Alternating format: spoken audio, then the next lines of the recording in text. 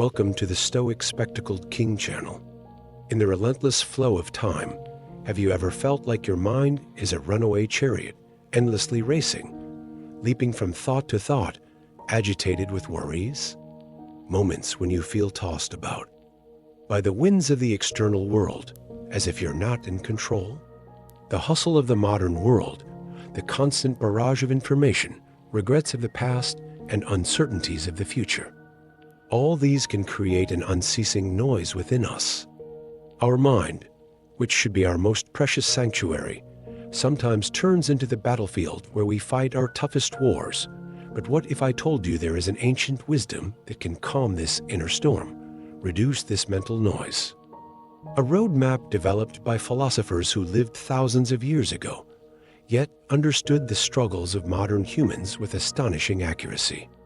Stoicism. This philosophy is not just a theoretical system of thought, but also a practical toolkit for remaining resilient, virtuous, and most importantly, internally peaceful in the face of life's inevitable challenges. The wisdom echoing from Marcus Aurelius's throne room, Epictetus's lecture hall, Seneca's letters, retains its validity in our chaotic world today. In this video, we will explore 8 simple yet profoundly powerful strategies distilled from the depths of Stoic wisdom to calm your mind, clarify your thoughts, and achieve inner tranquility. These strategies offer more than just momentary relief. They provide fundamental principles that will enhance your mental resilience and help you maintain your composure even when faced with events beyond your control. We will offer not just immediate comfort, but also a guide to understanding which actions and beliefs are worth standing firm on without regret. If you are ready, let's open the doors to your mental sanctuary and embark on a journey towards inner peace with Stoic wisdom. This journey of discovery with Stoic Spectacled King begins now. The first and perhaps most fundamental step on the path to mental calmness is to internalize what the Stoics called the dichotomy of control. This is a seemingly simple but immensely powerful distinction, clearly differentiating between what is within our control in life and what is not. As Epictetus said, there is only one way to happiness, and that is to cease worrying about things which are beyond the power of our will. So, what does this mean in practice? Imagine you're heading to an important job interview. You've prepared for hours, polished your resume, thought through possible answers. But on the morning of the interview, an unexpected storm begins and traffic comes to a standstill. You're stuck in a taxi, minutes ticking by rapidly, and the anxiety of being late gnaws at you.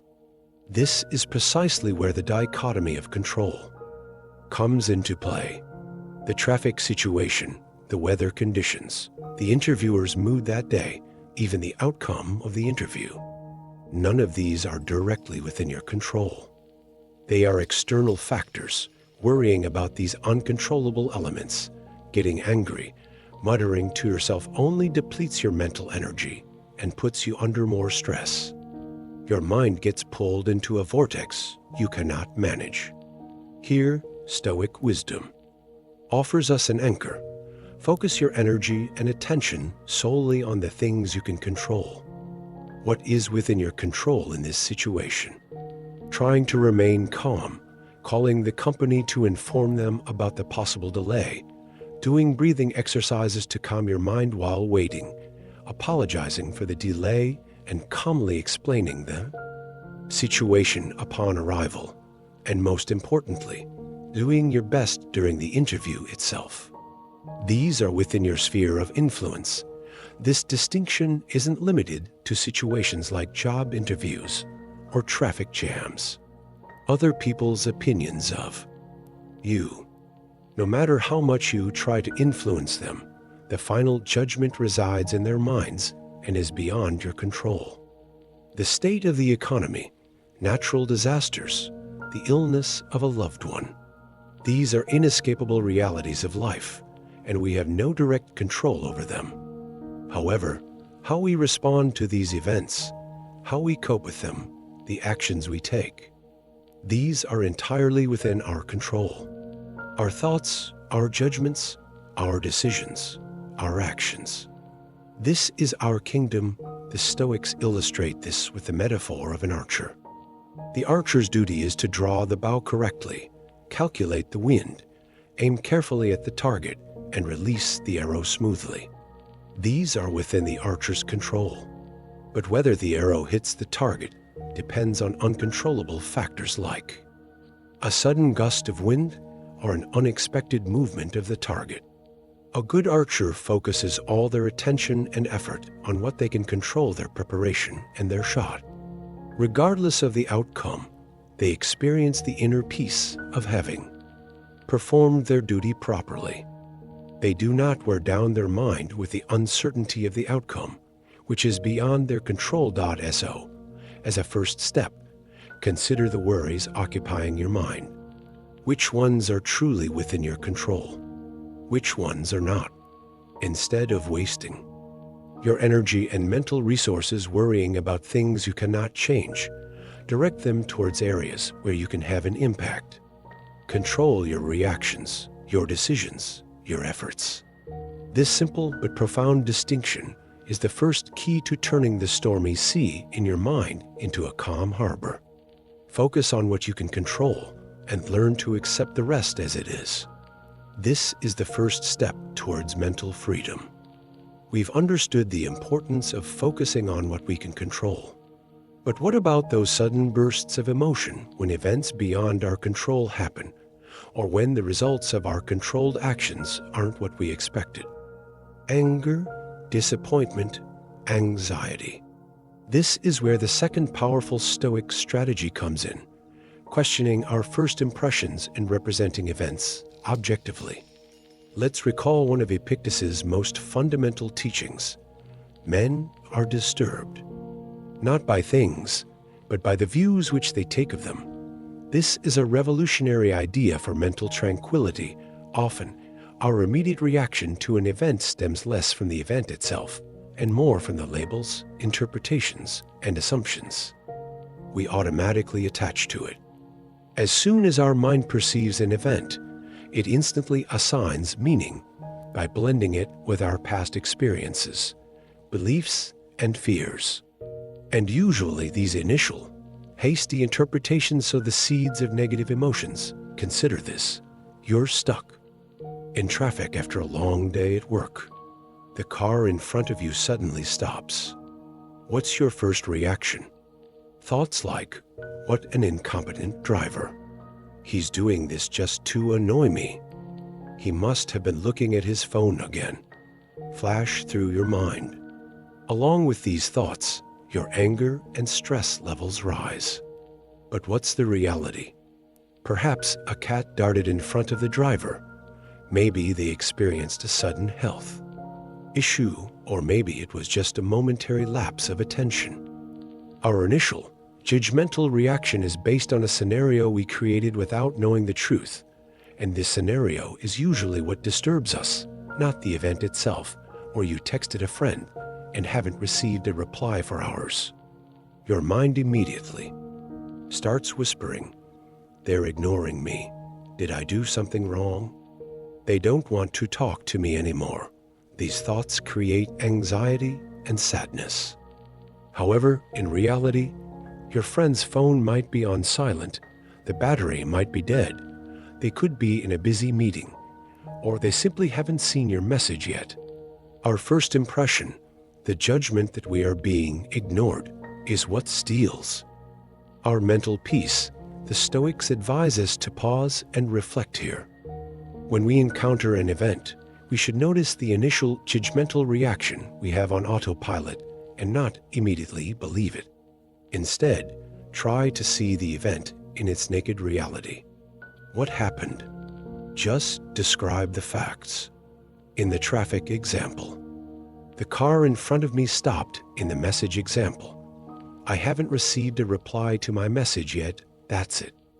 We are the ones adding the story, applying the judgment, creating disaster scenarios. As Marcus Aurelius said, wipe out the imagination. Stop the pulling of the strings. confine thyself to the present. Understand what happens to another or thyself. Divide and distribute every object into the causal formal and the material. Think of thy last hour. Let the wrong which is done by a man stay there where the wrong was done. A more common quote paraphrase, remove the judgment and you remove the I am hurt. We can compare this to how a scientist analyzes data. The scientist focuses only on objective facts, separating observations from personal feelings or biases. We can approach the events in our lives similarly. Notice the initial emotional reaction. Note it down mentally, but don't surrender to it immediately. Then ask yourself, what is really happening here? What is the most neutral, factual explanation for this situation? Even this simple questioning is incredibly effective in breaking the cycle of automatic negative thinking. Applying this strategy doesn't mean ignoring our emotions or becoming robotic. On the contrary, it allows us to distinguish which emotions are based on the reality of events and which are the product of our own hasty and often flawed interpretations. When we can make this distinction, we free ourselves from many emotional burdens that unnecessarily cloud our minds, drain our energy, and cause us stress. Our minds become clearer, and our responses become more measured and rational. So, our second step is, the next time you encounter a situation that bothers you, put a momentary pause on your automatic reaction. Describe the event in your mind in its bare form, stripped of all judgments. Ask yourself, is it my initial thought about this situation that's upsetting me, or the situation itself? This conscious distinction is the key to calming the storms in your mind and taking a powerful step towards inner tranquility. Challenge your first impressions. Embrace reality. In the first two steps, we defined our sphere of control and learned to question our initial judgmental reactions to events. Now, we arrive at perhaps one of the most surprising yet transformative tools of Stoic wisdom, premeditating on negatives, or premeditatio malorum. This might sound like pessimism, like constantly expecting the worst. However, the Stoics' purpose in this practice is not to live in fear, but quite the opposite, to become more resilient, more grateful, and calmer in the face of life's inevitable challenges. As Seneca said, the blow is heavier for being unexpected. The Stoics aim to reduce the impact of these blows by mentally preparing their minds for potential difficulties beforehand. Most of us expect life to flow like a smooth river. We assume our health will always be good, our loved ones will never leave us, our jobs are secure, and our possessions will remain with us forever. But the nature of life is change and uncertainty. Premeditatio malorum allows us to confront this reality instead of ignoring it. This doesn't mean constantly worrying. What if I lose my job? What if I get sick? What if I lose my loved ones?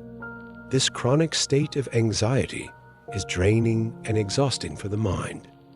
The Stoic approach is different.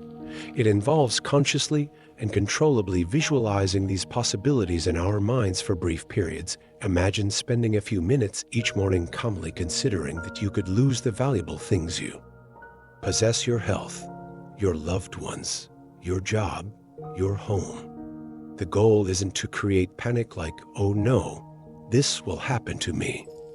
Rather, it's to achieve two fundamental benefits. First, to deeply appreciate the value of what you have and feel greater gratitude for them. To be thankful for being healthy at that moment, for having loved ones by your side, for having a roof over your head. Second, to be mentally better prepared if one of these difficulties does occur. To handle the initial shock and panic more lightly, thanks to this mental rehearsal. For example, someone who regularly contemplates the possibility of losing their job might react more calmly when it actually happens compared to someone caught completely unprepared.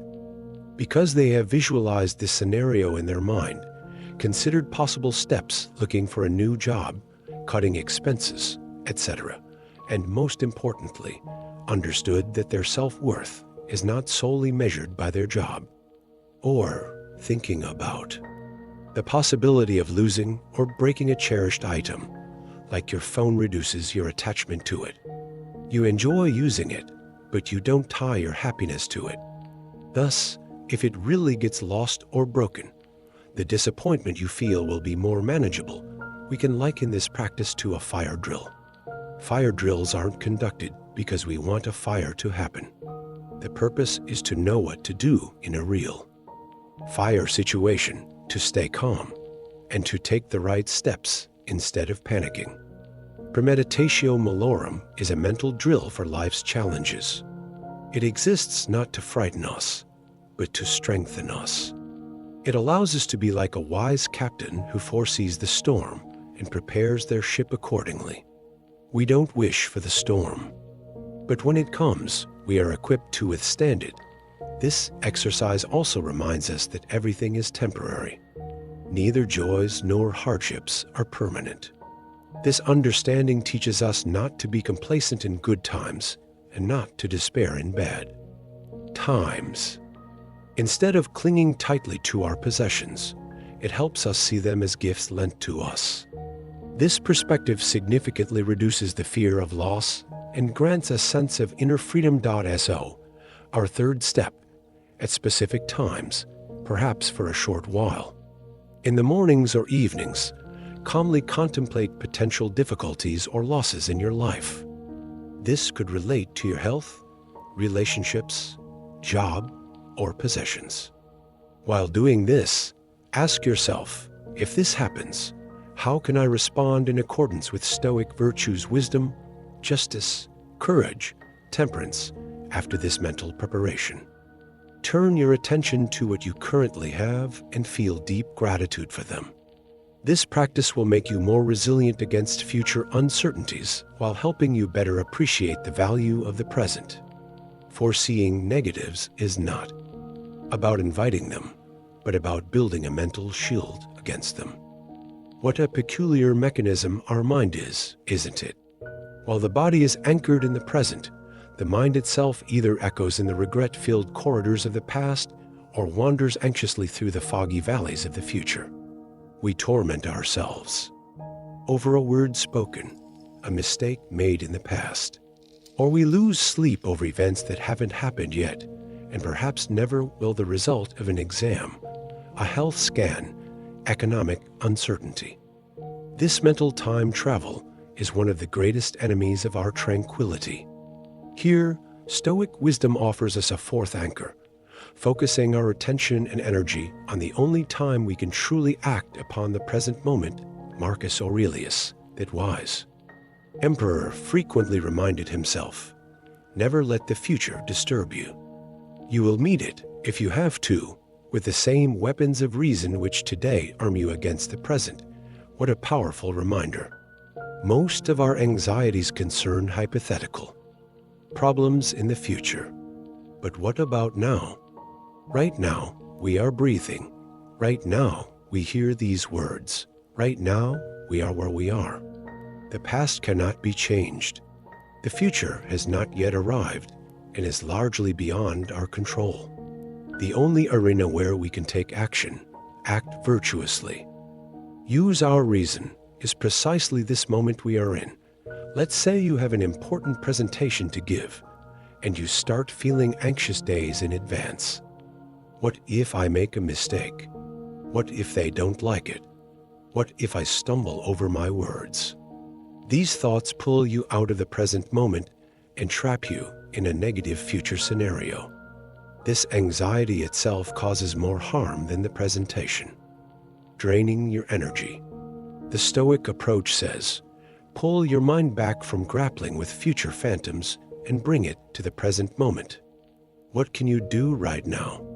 You can research. You can prepare your slides. You can practice.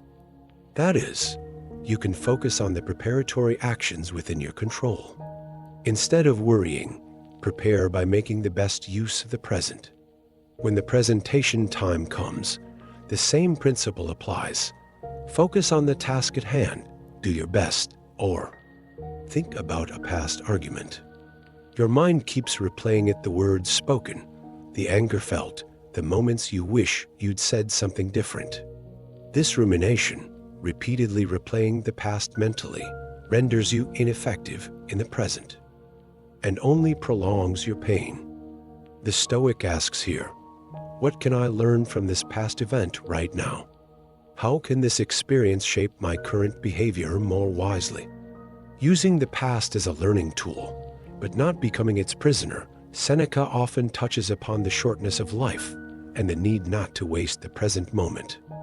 True happiness is to enjoy the present without anxious dependence upon the future, he says. The present moment is where life itself flows. If we fill it with the ghosts of the past or the fears of the future, we miss out on living while. This bears resemblance to the modern concept of mindfulness. The Stoic focus on the present moment is more than passive observation. It's active engagement. It's not just noticing your breath, but also asking, what is the task required of me right now? What do reason and virtue demand of me at this moment? It's like a surgeon focusing on an operation. All attention, skill, and knowledge are directed at the current incision, the current stitch. They don't think about the previous surgery or the next patient.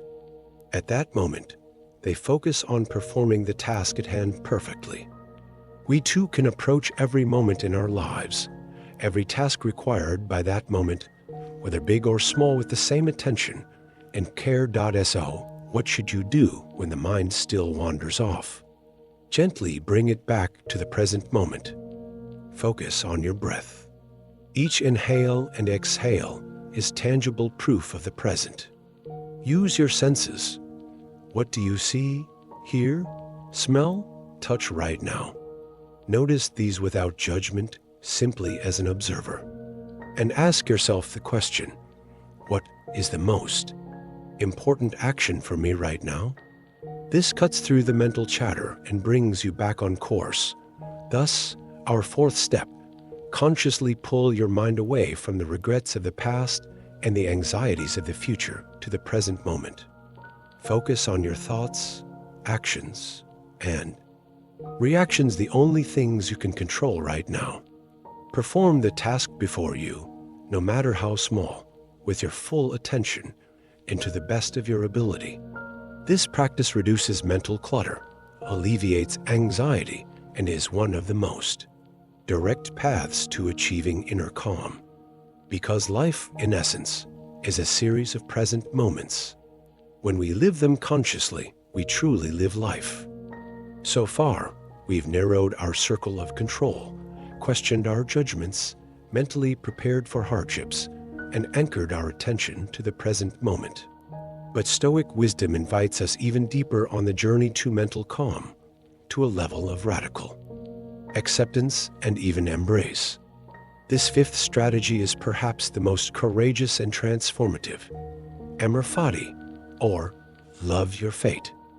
This Latin phrase means not just tolerating what happens to us through gritted teeth, but passionately embracing everything life presents, both pleasant and painful, as if it were specifically chosen for us. In Nietzsche's words, my formula for greatness in a human being is amor fati, that one wants nothing to be different, not forward, not backward, not in all eternity. Not merely bear what is necessary, still less conceal at all idealism, is mendacity in the face of what is necessary, but love it. This idea can be jarring at first. How can we love disappointments, losses, injustices? Our mind naturally resists. This shouldn't have happened, it whispers. Why me? Life isn't fair.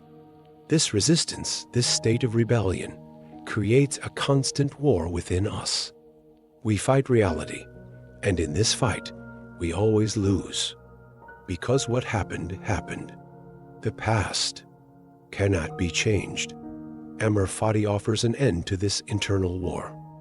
Instead of resisting, it suggests surrendering to the flow. Even loving the flow Consider this. You've experienced a major setback on a project you've worked hard on for a long time. Maybe a technical issue, maybe a team member's mistake turned everything upside down. Your initial reaction is likely anger, frustration, and blame. That's natural. But getting stuck in these emotions doesn't change the situation. It only drains your mental energy.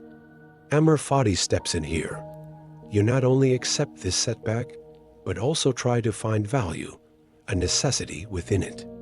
Perhaps this setback allowed me to notice a more fundamental problem I had overlooked in the project, or this challenge was an opportunity for the team to improve its crisis management skills, or this will teach me patience and adaptability to unexpected situations.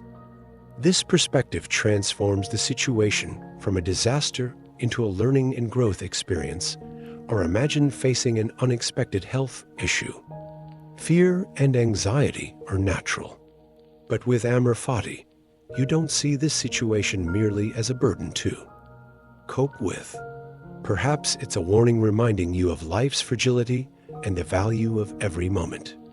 Perhaps it's a sign to take better care of your body, to change your lifestyle. Perhaps it offers you the opportunity to discover your inner strength, forge deeper connections with loved ones, or develop more empathy towards others. Amor Fati is about trying to love the transformative potential of this hardship. Without denying the pain it brings, the Stoics believed the universe was governed by a rational order logos. They thought that everything was interconnected in this order and that every event had a reason for the good of the whole.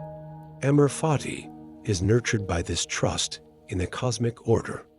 What happens to us is not random and meaningless. It is a necessary part of the bigger picture. Just as a doctor might administer a painful treatment to heal, the challenges life presents can be necessary to make us wiser, stronger, more virtuous. As Marcus Aurelius said, whatever is cast into the fire becomes fuel for the fire obstacles. Become the way itself for a wise mind. Practicing Amor Fati is not easy. It requires practice. Start with small steps. When you encounter minor daily annoyances waiting in traffic, changing plans, small setbacks, notice your initial resistant reaction. Then consciously tell yourself, this was meant to be. This is part of my path. I embrace it, even if you can't love the event itself. Try to love the opportunity it presents for practicing patience, the lesson in flexibility, or the chance to shift your perspective.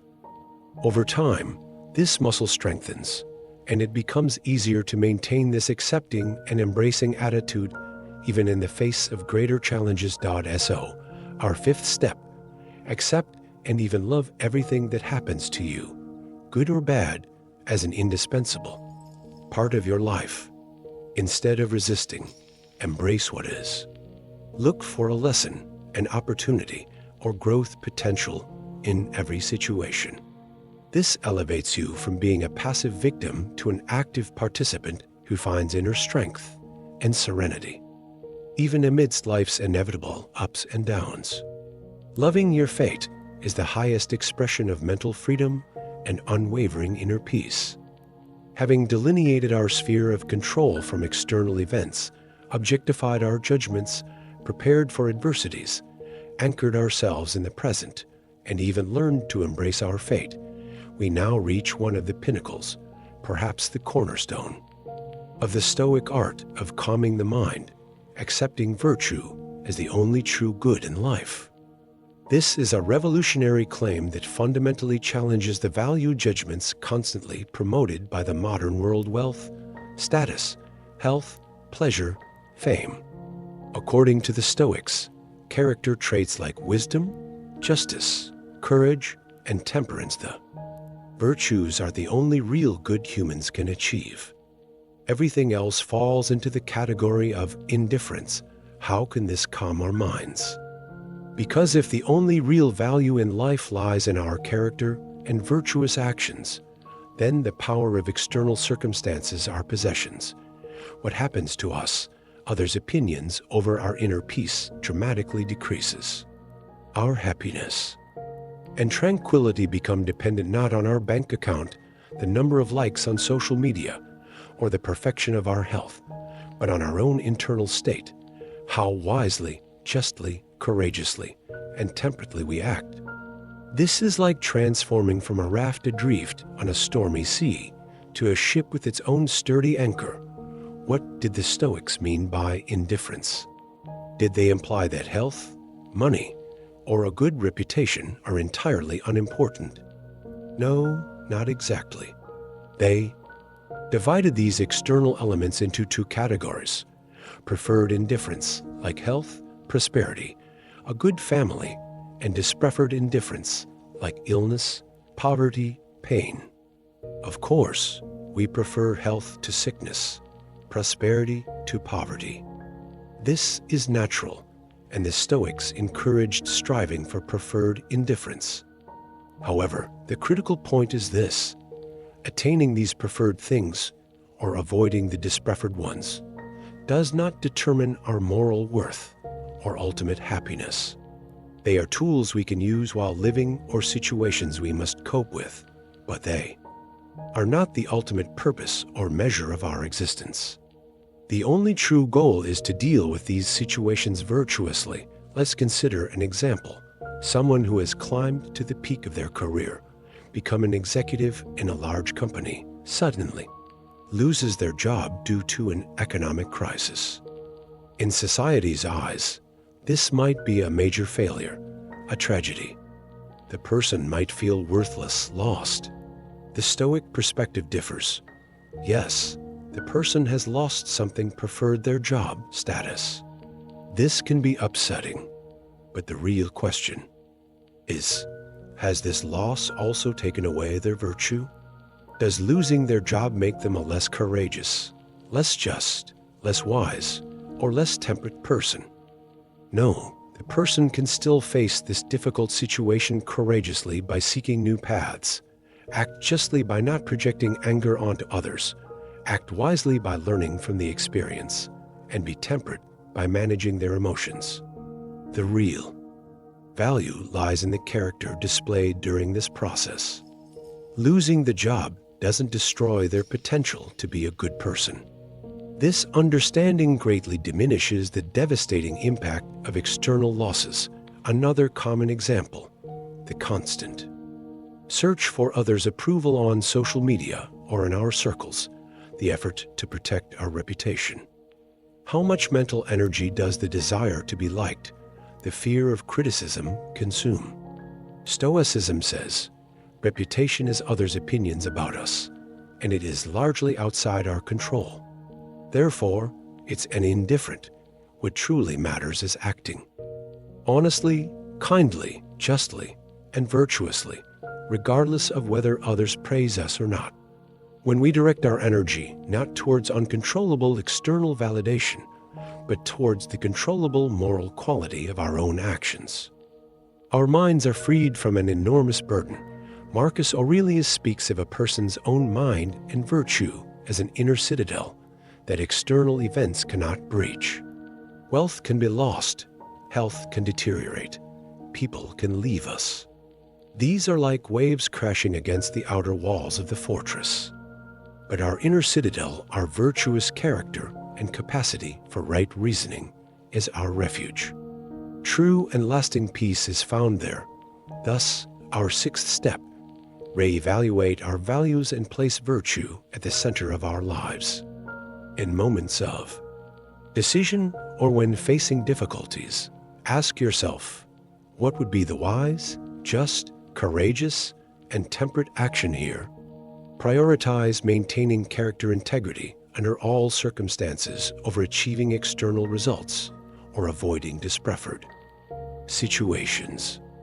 Remember, developing virtue is not a destination, but a lifelong journey.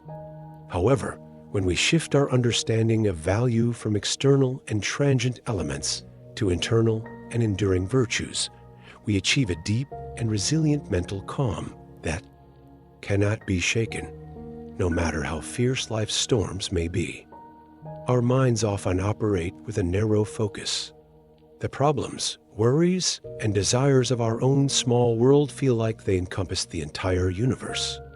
A minor setback appears as a colossal disaster. A personal disappointment feels like the end of the world. This constricted perspective fuels stress, anxiety, and overreaction to trivial matters. Here, Stoicism offers us a seventh key, widening our perspective, approaching events within a larger context, as if looking down from above. This mental exercise, frequently practiced by Marcus Aurelius, is also known as the hieroskopos, or cosmic viewpoint. This exercise involves a kind of mental zooming out. We look so closely at our immediate troubles, at the situation stressing us, that we lose all sense of proportion. It's like having our nose pressed against a painting. We see the brush strokes, but miss the whole picture. Widening the perspective means taking a few steps back to see the entire painting. It even means going further, imagining the entire exhibition hall, the museum, the city, the country, the continent, the world, the solar system, and even infinite space. Let's say you're stuck in traffic and late for an important meeting. You're filled with anger and panic. At that moment, this situation seems like the most critical problem in the world. Now, try the Stoic perspective widening exercise. Imagine watching yourself from above your car. Then ascend higher. See the entire city, the movement of hundreds, thousands of vehicles. How small does your delay seem within this vast movement? Ascend a bit more. See the whole country, continent, world. Billions of people living their own lives with their own troubles and joys. Keep ascending. Look at the Earth from space. On that blue sphere, the traffic you're stuck in is just an invisible dot. Beyond that, galaxies, stars, the unimaginable vastness of the universe, and the infinity of time. In billions of years of cosmic history, what is the significance of your 20-minute delay at that moment? The purpose of this exercise is not to belittle or trivialize our problems. Of course, the challenges we face are real and important to us. The aim is to be able to view them with a more accurate sense of proportion, to see the place of our own worries and troubles within the grand scheme of existence. This cosmic viewpoint reduces our obsession with immediate problems, shrinks our ego, and moves us into a calmer, more objective state of mind. Another example: someone acted unfairly or rudely towards you. Hurt and anger swell up inside you. Now, widen your perspective. Consider what that person might be going through in their own life. What unknown struggles, fears, or ignorance might they be dealing with? Perhaps their behavior has nothing personal to do with you. It's just a reflection of their own inner turmoil. Look even wider. All humans make mistakes, are flawed, can sometimes be hurtful, just as you might sometimes hurt others. Seeing this universal human condition reduces personal offense and helps you cultivate a more forgiving, more understanding attitude. Seneca also uses the broad perspective of time. He reminds us that no matter how much we grieve over our current troubles, in 100 years, neither we nor these troubles will matter. This isn't pessimism, but again, an effort to instill a sense of proportion. Life is short, the universe is vast. Isn't it wiser to focus our energy on more lasting values, virtue, learning, loved ones, rather than spending it on temporary and minor issues? This view from above exercise also evokes a sense of awe and connection to the order of nature and the universe. We step outside our small ego and feel part of a larger whole. As Marcus Aurelius put it, frequently consider the connection of all things in the universe and their mutual relation. For all things are after a sort interwoven with one another, and are therefore dear to one another. This sense of connection reduces feelings of loneliness and allows us to see the challenges we face in a more universal context. So, our seventh step. When you feel mentally stuck, try to place yourself and your situation into a broader perspective. Zoom out in space and time. Evaluate your problems within the vastness of the universe and the infinity of time. Try to understand others' behavior in a wider human context. This practice will help you calm your immediate emotional reactions, stop getting caught up in small things, and develop deeper inner tranquility and wisdom. Like looking down at the valley from a mountaintop, it allows you to see things more clearly and proportionally. So far, we've explored a series of powerful Stoic principles and perspectives for calming the mind. We've drawn our circle of control, questioned our judgments, anticipated challenges, focused on the present, loved our fate, made virtue our compass, and widened our perspective. But how do we keep all this wisdom alive amidst the hustle and bustle of daily life, internalize it, and turn it into a way of living?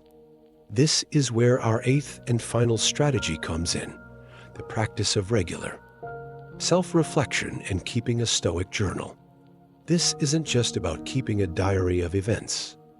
It's a method for consciously engaging in a dialogue with our own thoughts, actions, and emotions, applying Stoic principles concretely and tracking our progress. Marcus Aurelius's Meditations is, in fact, such a personal reflective journal. It's an emperor's sincere inner reckoning to train his own soul and remain virtuous.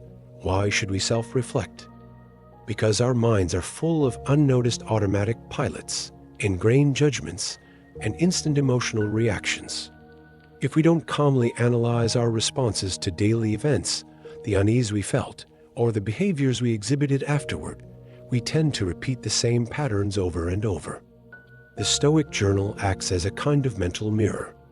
It allows us to see what bothered us that day, in which situation we lost control, which judgments led us astray, and where we acted in accordance with Stoic virtues, wisdom, justice, courage, temperance, and where we failed to do so. This awareness is the first step on the path to mental tranquility. For example, you noticed you suddenly became angry during the day because of a comment made by a colleague at work. You might have reacted angrily at that moment or suppressed it. When you sit down with your journal in the evening, you can reflect on this incident. What exactly bothered me? Was it my colleague's words or the meaning I assigned to those words? For example, the judgment they disrespected me. Was this situation within my control? Was their intention truly malicious, or did I misinterpret it? How wise, just, or temperate was my reaction? What could have been a more virtuous response? This type of analysis helps you understand the root of your anger, respond more consciously in similar situations in the future, and neutralize the event's impact on your mind. This shows you which beliefs, for example, the belief that others' words do not determine my worth, you should hold on to firmly without regret. So how can you implement this practice? Set aside 5-10 minutes for yourself each day, preferably in the evening. A simple notebook and pen are sufficient. You can ask yourself questions like, what challenges did I face today? How did I respond to them? Which Stoic principles did I remember or forget? Which of my judgments disturbed me? Where did I act virtuously? Give yourself credit. And where could I have done better? Were there moments when I felt a particularly strong emotion, anger, anxiety, sadness? What was the source of this emotion, and how realistic was it? What can I do differently tomorrow? Initially, you could also start with 3 simple questions. Suggested by Seneca, what bad habit did I curb today? What fault did I avoid? How did I make myself better? Think of this process like tending a garden in your mind. Journaling is caring for this garden. You clear out the weeds, irrational thoughts, destructive emotions, bad habits, Water the beneficial plant's virtuous thoughts, constructive emotions, good habits, and understand the condition of the soil, your own nature. Just as a garden descends into chaos without regular maintenance, the mind can easily fall into disarray without regular self-reflection. This journal is your personal mind gardening tool. This self-reflection practice acts like cement, binding all the other Stoic strategies together. You review how much you applied the dichotomy of control. You question your first impressions and judgments. You notice how the premeditatio malorum exercise affected your preparedness for the day's events. You assess how much you were able to stay in the present moment. You see how you applied or struggled to apply the principle of amor fati in challenging situations. You weigh your actions on the scale of virtue. You can even occasionally use the view from above perspective to evaluate your day in a broader context. Therefore, our eighth and final step: regularly take time for yourself to examine your thoughts, emotions, and actions through a Stoic lens. Solidify these reflections by keeping a journal and tracking your progress. This is not an instant fix. It's a lifelong discipline, a practice of mental hygiene. However, through this habit of self-reflection, you can translate Stoic principles from theory into practice, consciously shape your mental patterns, and most importantly, achieve an unshakable, deep, and lasting inner calm amidst life's ups and downs. This is one of the most valuable tools to guide you on your journey of discovering which actions and beliefs are truly worth standing firm on without regret. Today on the Stoic Spectacled King channel, we explore the ancient wisdom of calming your mind. Together, we examined 8 fundamental strategies offered by Stoic philosophers thousands of years ago, strategies whose resonance is even stronger. In today's turbulent world, we saw the liberating power of distinguishing between what we can and cannot control. We understood how questioning our initial hasty judgments about events can quell inner storms. We learned how premeditating on negatives can increase our resilience, and how we can grasp the value and power of the present moment. We discussed how we can embrace our fate, everything life offers us, like a teacher amor fati, and how we can make virtue the unwavering compass of our lives. We covered how widening our perspective makes small troubles more manageable, and how regular self-reflection can transform this wisdom into a way of life. These 8 strategies are not a magic wand. They don't promise instant, effortless peace. They are tools like those of an artisan, requiring patience, practice, and persistence to master. They are like a workout program that requires regular exercise to strengthen your mental muscles. But every step you take on this path will further fortify your inner citadel, making you more resilient against the tremors of the external world. These principles will help you understand which actions and beliefs genuinely serve you, and which ones you should hold onto firmly without regret. Remember, mental tranquility is not a product of external conditions, but the result of inner discipline and conscious choice. Even in the most challenging moments, the power to choose your responses, use your reason, and act virtuously resides within you. Stoicism offers you a roadmap to discover this inner strength and use it in every moment of your life. Thank you for joining us on this journey. We hope these strategies inspire and guide you on your own path to finding and cultivating mental calm. Continue walking towards inner peace in the light of wisdom. For now, goodbye from the Stoic Spectacled King channel.